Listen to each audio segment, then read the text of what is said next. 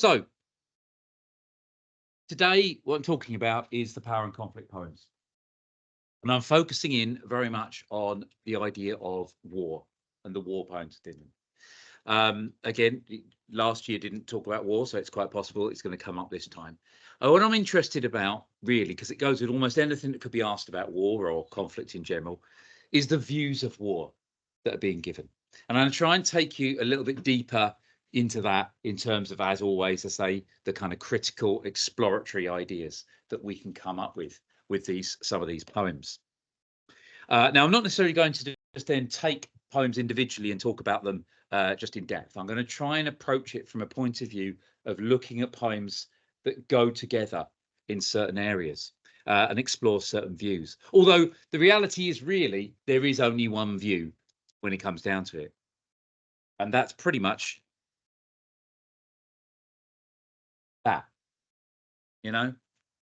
You don't get poetry written, well, there's the odd one, but you don't get much poetry written that glamorizes war and says what a wonderful thing it is. So essentially we've got that. But the problem with that is so many people fall into the trap of actually thinking that's an answer to a question about the war of poems, about views and attitudes towards war. Yeah, they say that war's a bad thing. Well, obviously. So we want to go a little bit deeper. Now, before I go into some of those views, I'm going to do it through comparison, and just a little word for you about comparison and the exam here. And this is quite important. First of all, something very important to understand is there is no assessment objective for comparison. You need to really get that quite clear. So there is actually no specific criteria that is marking you for how well you compare. Now, that means there is no rewarding for any specific structure of comparison that you're told to use or whatever. Nothing like that at all. And in fact, that is a direct quote that I've written up there from the chief examiner last May, talking to us about marking the last summer, just reminding us that there is no comparison really, even though it's a compare. I mean, obviously, you are going to compare. And I think there's a good reason for doing that beyond just the idea of what would have been there with marks. And that's this particularly high level. Why are we comparing things anyway? Why are we comparing two poems that have no connection?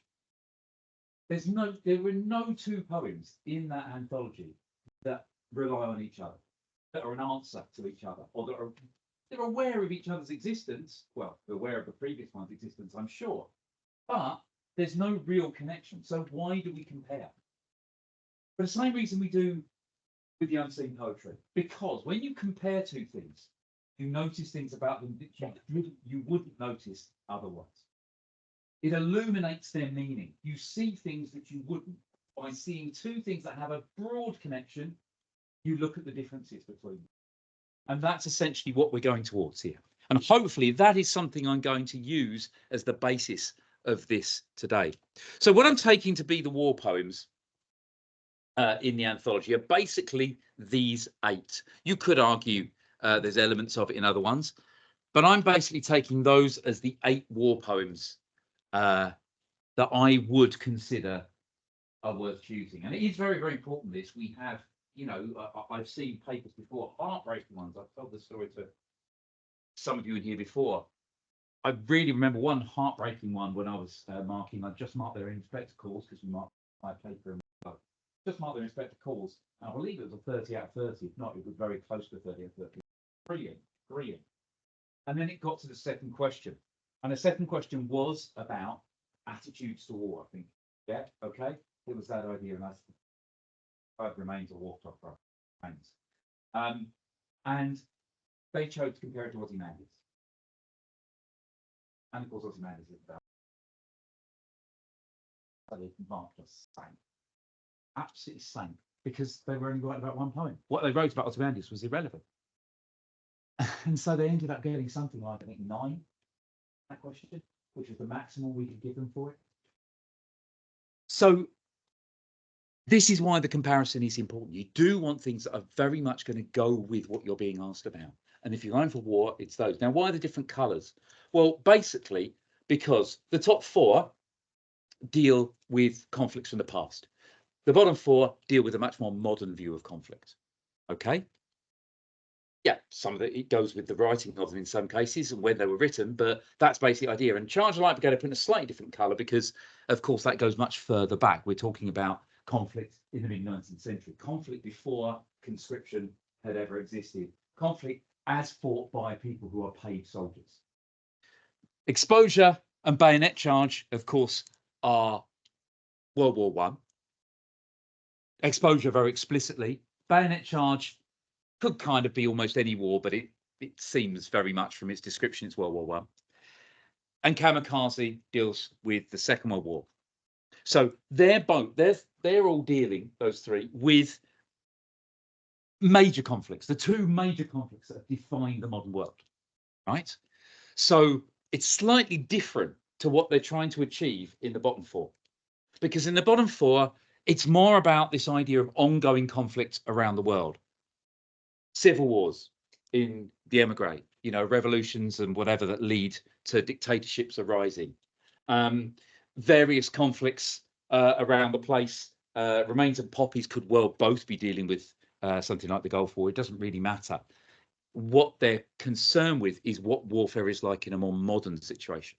So that is one way of being aware of them, one thing to be aware of as you're comparing them.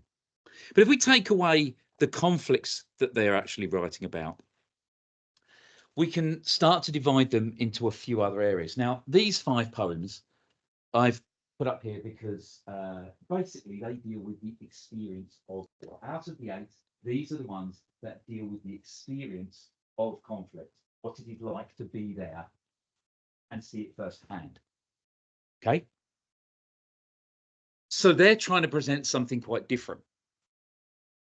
Now, within these various comparisons, as I said, can enlighten you and illuminate the meaning a little bit more. Let's take one example from those ones dealing with experience. Let's think about 2 that deal with very different approaches to war and what it is. Now, both of these, as I said before, are not neither of them glamorize war itself in any way. Charge of Light Brigade might have a very kind of patriotic, almost jingoistic feel to it in places, but it's not saying what a great war it is. But if we look at comparing the approach to war, it takes us deeper into the 2 poems. Now, Charge of Light Brigade, which, let's face it, is an appallingly bad poem. But then again, Tennyson did write it in 10 minutes, basically, just off the cuff, which is probably why he only uses about 4 different phrases repeated in different orders. But it does give us a very obviously Victorian view. Yeah, yes, it is, as I said, that one for the mid-19th century, but it's more the view of people at that period, isn't it? As I said, war is not something now to be fought by anybody other than soldiers.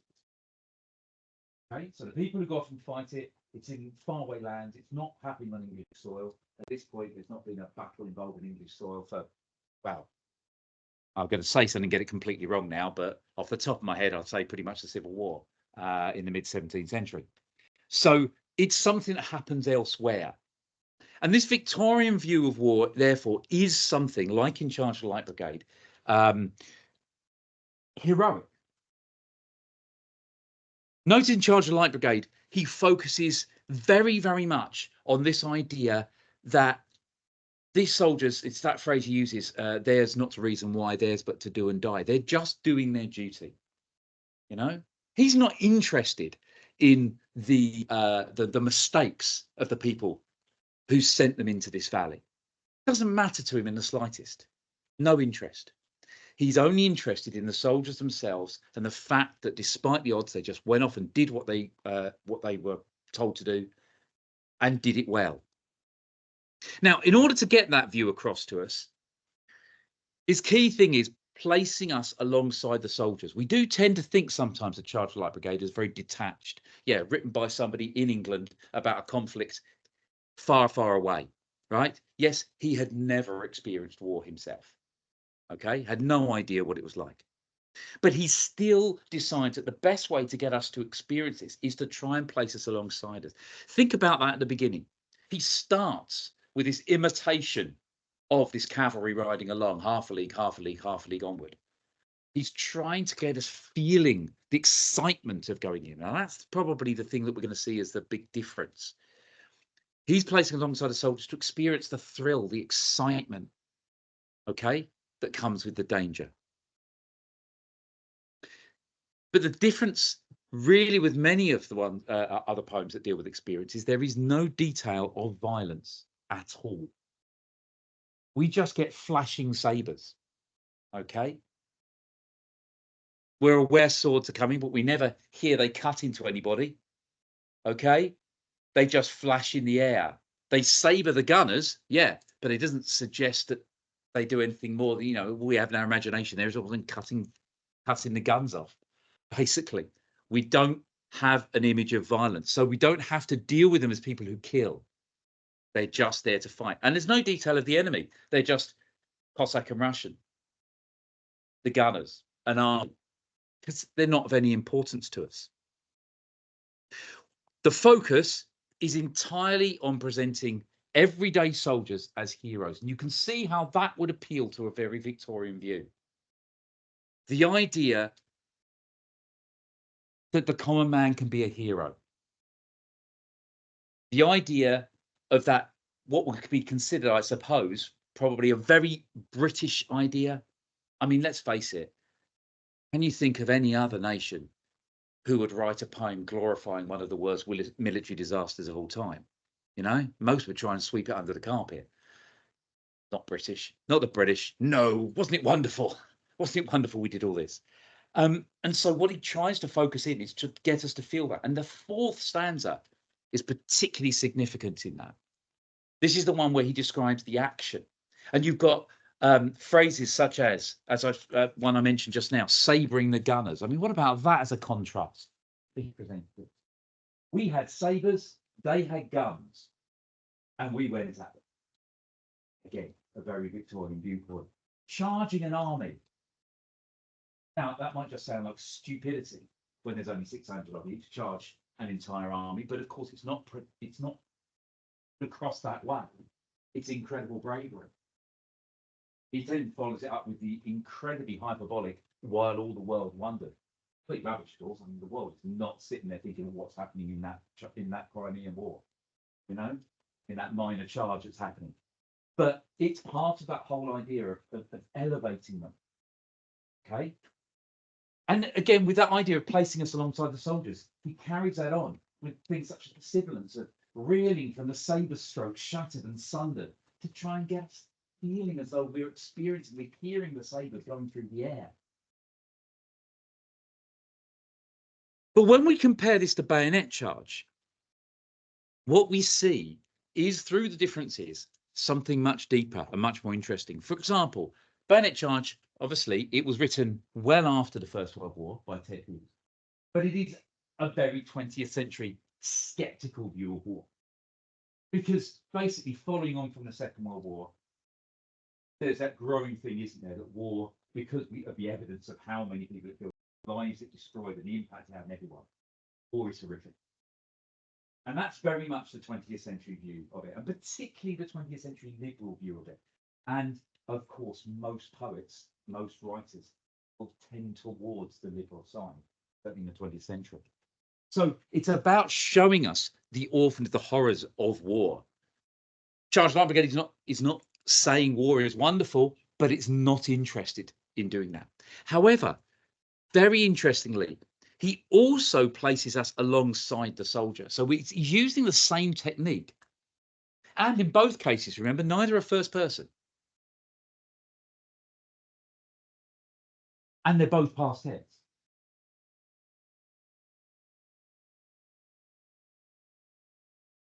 So they're using the same technique. But the difference here, and this is what draws us out, is it's because the poet wants us to experience the horror. And I would argue that in Charge of the Light Brigade, he wants us to experience the glory. Yes, the difficulty of it. Yes, the sadness of what happens. But there is your big difference between those views of war, glory and horror. There is nothing remotely heroic about the bayonet charger. Okay. Now, again, very similar to Charge the Light Brigade in terms of there is very little violence detailed in it. The only real detail of violence happens to the hair, happens to nature. And that seems a very different view to me. You know, think how different that poem would be if at that moment, towards the end of the second stanza, when he cuts that stanza short, cuts those thoughts that are going through his head of why am I here? What's going on? Why am I even running? You know, that detachment from his head from his body is cut short by this hair on fire coming through in this horrific way. Think how different that would be if it was cut short by a soldier on fire in front of him. The message is quite different, isn't it? It's much more about what are we doing to the thing around us, to the world around us. The hair belongs there. The hair's got nothing to do with this. So we don't really get violence that shows up against the bayonet charger himself. And we again get no enemy. Remember, it's described that what is firing at him is a green hedge. Now, we know that's because there's someone behind it. But again, it's detaching the enemy from the fighting, which also exposure does. But the difference here is we're always aware of the potential of the enemy. They may not be there. The violence may not be there, but we are always aware that at any moment, something horrific is about to happen to him. Okay? At any moment, the enemy could reveal itself and could cause, well, basically horrific injury, death, whatever to him. It doesn't feel that way with Charge the Light Brigade, partly because it's a group of them. So the same approach, those subtle differences, because I would argue of that 20th century skepticism he's going for. And that means that in the end, the soldiers are still the focus, but rather than heroes, they're helpless and they're dehumanized. It's not even really as though our central character in Bayonet Charge is somebody who is evoking sympathy from us, particularly. I'm sure he is because he's in war. But he doesn't really even seem to be very human by the end. He literally becomes terror. He doesn't have any human dignity. It's a luxury to him. That's what he becomes. So when we compare these two, I think it comes around to basically an idea like this. And this is where I would go if I was comparing these two, where I would start. And, you know, one thing I would definitely say to you about writing about the poetry, the biggest mistake I see when I mark these is people who don't answer the question. They seem to think when it's poetry that it's then about listing things they know about the poet. But what you really want to do more consciously than you do anywhere else is really focusing on the argument, the ideas, the thoughts behind them. And this is what I would go for here. These two poets, their approach to presenting the experience of war is very much governed, you see, by the ideals of the society they are in. Hughes is reflecting the ideals of his society. Henderson is reflecting the ideals of his society. And war is seen differently. So even though some of the techniques are similar, the idea behind it is different. So you see what I mean about the way that comparison can illuminate poems, can take us deeper into them. Now, just to a little bit quicker on this one, to deal with trauma as another example that comes out that people love to talk about here when dealing with experience, and dealing with remains and war photographers, two comparative ones here.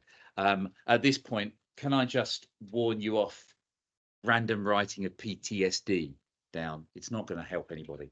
You know, yes, it's a condition. Yes, it's there, but whatever. Let's just talk about the trauma itself, and that's there. For example, right, let's deal with the trauma of remains. The trauma of remains is about the impact of committing an act of violence in war, isn't it? That's what it's about.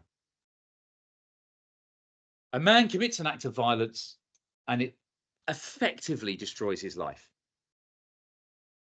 What I think is very important about that act of violence is that it is not presented as an unreasonable act of violence.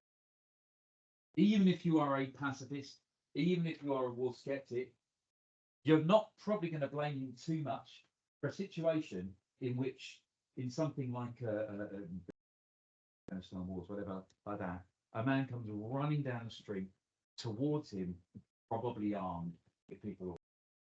You're not going to blame him for shooting. Yes, maybe they overdo it for shooting, but you're not going to blame him so much for it. And I think that's important. We don't morally necessarily condemn this soldier. Oh, and also, don't go off on one about the real soldier either. Who cares? Right? Well, obviously we do in real life care that there was a real bloke behind this, but don't spend ages telling me all about, God, the number of people who memorize his name and write it down, private, wherever he was. It's based on this. Yeah, so what? That's not important. That's not the question. What we focus on, of course, is the physical effects that come after the event. It's very, very clearly two halves. And, you know, it's 8 stanzas and it's 4 and 4. The first 4 deal with the act of violence he commits and, of course, deal with it in very casual terms, as though he's just retelling an anecdote.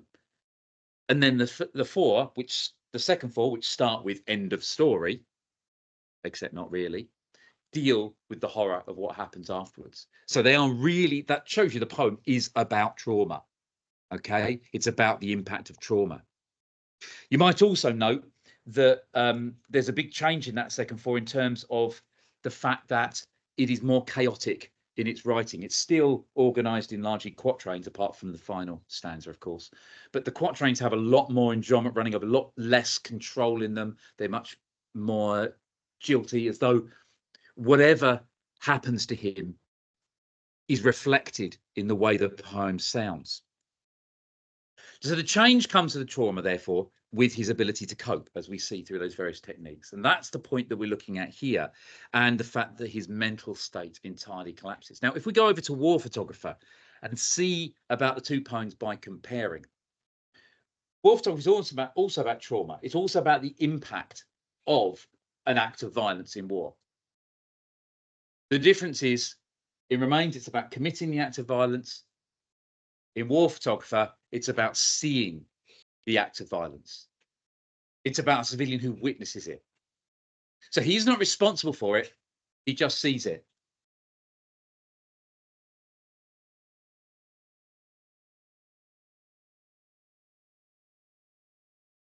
Once again, the physical effects come after the event. The entirety of War Photography is based around that idea, isn't it, of him long after it, him out of any kind of danger.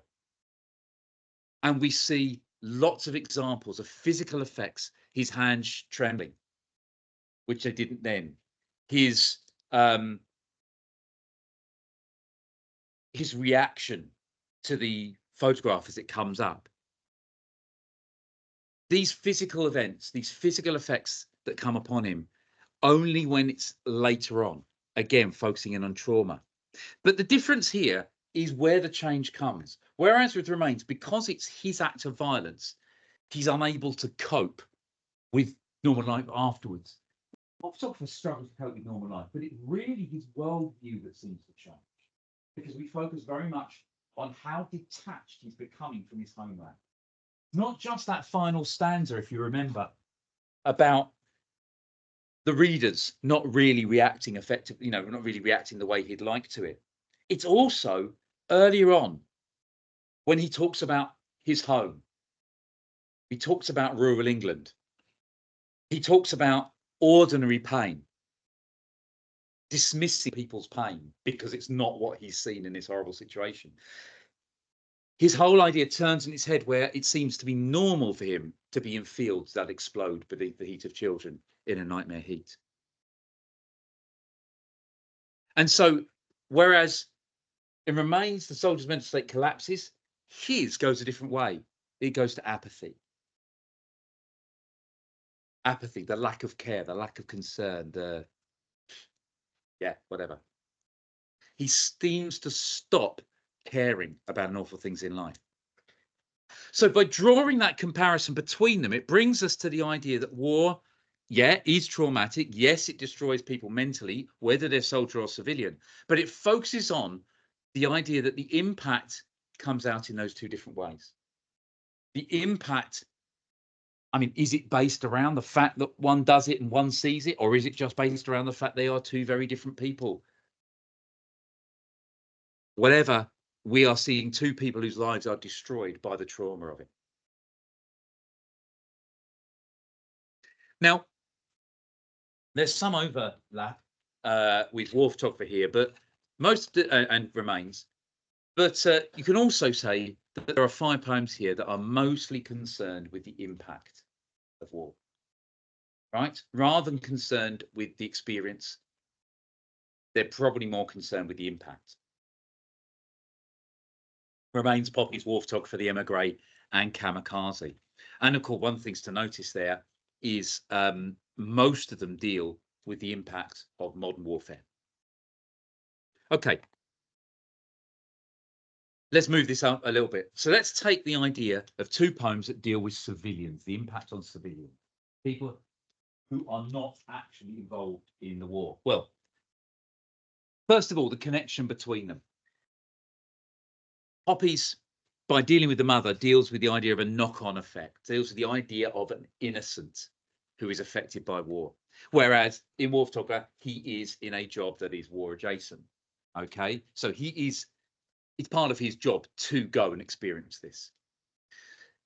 And of course, that means that in Poppy, she doesn't see anything, he does here. But the difference we get is probably therefore questioning 2 different things. First of all, because she's innocent, we very much look at the idea of why she has to be affected by this. The awfulness of losing someone there's nothing to do with her. The knock-on effect, as we're saying, right? Because it happens to someone, that person has relationships with other people, and those people suffer. Whereas in War Photographer, we're more interested in the moral issues, I would say, at times as well, concerning his role. Okay, it's horrible what he experiences, but is it right to have someone there taking these pictures? Is it worth it to have there? And because of that, the focus changes. In Poppy's, the focus is on loss, and that loss is given to us through the building of the relationship. Through the poem, it is mostly concerned with building up a sense of how those two work together, what the relationship was between them, although almost entirely from the mother's point of view. And most interestingly to me, if you're writing about this, it is expressed through abstract imagery. In Poppy's, almost all emotion is expressed through images that need to be very carefully unpacked. The releasing a songbird from its cage in his bedroom. The single dove flying from the pear tree. The wishbone leaning against it. The playground voice on the wind. Imagery that needs unpacking. Now, I'd argue that that is partially because what the writer is saying to us is that loss is that difficult to come to terms with. Is that difficult to express? There's no simplicity to it. There's so much going on in the meantime that we can take that and unpack it. With War Photographer, what we're looking at instead in the focus is that the regular exposure to war that he has is breeding either contempt towards certain people or apathy. Okay, that it's breeding different emotions, destructive emotions in him. You could certainly argue there is still loss in there. He experiences loss all the time, not of people close to him, but people he meets and sees. But there's not the abstract imagery. It's much more focus, much more direct focus on exactly what that feels like as he flies off at the end. But both of them, interestingly for civilians, come up with the idea there is no sense of hope at the end of the poems.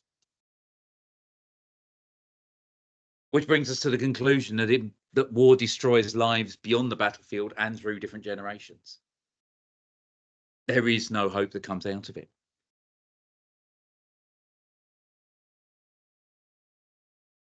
And finally, to take you into one more here, one I think would be a very interesting one to talk about, is the impact on what you might.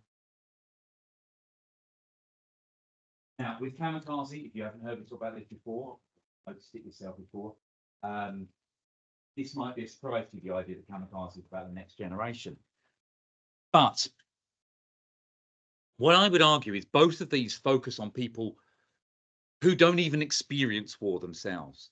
It is the older generation that does. And it shows you the impact it has and how it carries on through families for years. On the Emigrate, terrific poem. The focus is on a woman, very clearly a woman, of course, the emigre, it says, rather than emigrant, who never experienced war. But here's the key thing. Her identity is compromised by it. Now, that's factual, first of all, because she doesn't have a passport. And by the way, can I just make that absolutely clear to you? The end of the emigre, the third stanza begins with the phrase, I have no passport. There's no way back at all. So don't for a second think that in the third stanza, she goes back to her city. She's just said there is no way back and she has no passport. She does not go back. But the idea is her identity is gone. She's an emigrant. She doesn't belong to the country she lives in. And the country she does belong to doesn't exist anymore. But what it then goes on to is that concept that memory, and remember, a very young child memory, shapes your identity. That's what she seems to be talking about here. The memory shapes your identity. She hasn't been to that place for ages, but she still is an emigrant. She has no knowledge of it in what's happened to it since, but she still is an emigrant. They've destroyed and changed the country, but it's still what it was in her head. Her identity is that she is a citizen of what actually, when we look at it closely, is clearly a fantasy. It never was that. White streets, graceful slopes glowing, a bright filled paperweight. These are not, even the idea of the city as almost like a pet that she can stroke. This is not realistic. This is what it shapes and creates. It's not important whether the place is real. It's important that it exists to her. And the fact that she constantly points out that it can't be helped, that memory. Okay? It can't be helped. It's not a choice she's making. She says, and I'll give you the references in here to say what I'm saying here. She says, the worst news I receive of it, the city, cannot break my original view. Once again there, cannot. Not will not, cannot. And then she says, I am branded by an impression of sunlight. Think what branding is, okay? First of all, it's not done by you, it's done to you. An unpleasant thing, and it's a lifetime thing to identify you as something. So even something like the impression of sunlight is branded onto her. Later on, she talks about how her child's vocabulary spills her grammar. Accidental. She's not doing it deliberately. She says she can't get it off her tongue. Not won't, can't. She's not in control of this. And that's very important to the understanding of the impact of it, right? So what it seems to be suggesting to us is that the reaction to conflict can actually strengthen identity. Her reaction to a conflict, which she can't help, to create this fantasy version of where she's from, actually is making her identity stronger, even when it's actually really being compromised. Now, that's where the comparison with kamikaze becomes really interesting. Because in kamikaze, the focus isn't on the pilot. The focus is on the pilot's daughter. It is something I think, for proper understanding of kamikaze, needs to be noticed. But when it starts telling us about what happened to the pilot, we get the phrase, halfway there, she thought, recounting it later to her children, he must have looked far down. Why those phrases? Because she doesn't know. Because obviously the pilot came back and nobody talked to him again. So who knows what happened to him? So this is an invented story to tell to her children, his grandchildren, to explain what has happened to the grandfather, to explain why he's treated the way he is. And it's a reclamation of him, because it makes him sound maybe not heroic, but it makes him sound like he made a brave decision. Whereas the reality is probably, I know it's an invented story, but the reality would probably have been that he just turned around and came back because he was a bit scared, right? And therefore, the point is, it doesn't really matter what actually happened to him. The past isn't relevant in reality. It's only the story of the past that's important.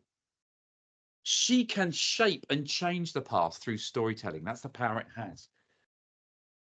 The effect on the next generation. She has the need to do this because basically she needs to reclaim this. The identity of the dead, or in this case, the living dead, therefore, is actually in the memory of those left behind, not necessarily in reality, as we know. So the impact on the next generation very much tells us that war shapes identity, whether positively or badly, both socially and individually. It is initially destructive in the short term, but dealing with it can actually strengthen a sense of self. A quite complex idea, really, when you stop and think about it. So a number of ways in which you can take those comparisons and actually use them to dig deeper into these poems. But the one thing I would always say to you, and this will go with all of the poems here, is look for the people behind the conflict. Don't focus on the conflict itself. Look for the people. That's what these poems is about. Them and what happens to them. And if you stick to that, I think that's pretty much going to do whatever you need. Okay, thanks very much.